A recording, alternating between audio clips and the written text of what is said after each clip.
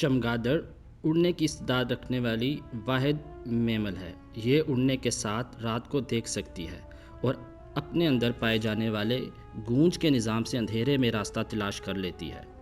بعض علاقوں میں چمگادڑوں کی تعداد حیران کن حد تک زیادہ ہوتی ہے۔ چمگادڑوں کی مختلف اقسام ہیں: سپوٹڈ، کیوی اور بہت سی دوسری۔ حشرات اور پتنگیں کھانے والی سب سے بڑی گنجی چمگادڑ کا وزن 250 گرام ہوتا ہے۔ سب سے بڑی گوشت خور چمگادڑ سپیکٹرل چمگادڑ ہے۔ اس کے ونگز 2 فٹ تک پھیلتے ہیں۔ یورپی چڑیا گھروں میں 19ویں صدی کے وسط سے چمگادڑوں کو رکھنے کا رواج ہوا۔ انہیں تحقیقی مقاصد کے لیے بھی بڑی تعداد میں رکھا جاتا۔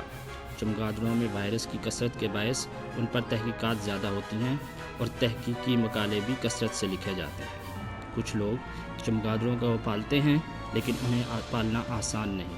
یہ خطرناک اور احتیاط طلب شوق ہے۔ ان سے دور رہنے ہی میں بھلائی ہے۔ 2002 میں چین میں چمگادڑ اور کسی دوسرے جانور کے وائرس سے سارس نے جنم لیا۔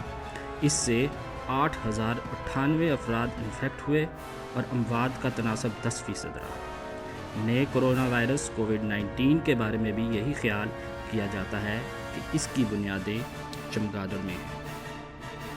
مزید ایسی انفارمیٹیو ویڈیوز دیکھنے کے لیے ہمارے چینل کو سبسکرائب کریں تاکہ آنے والی نئی ویڈیوز آپ تک پہنچتی رہیں۔ شکریہ۔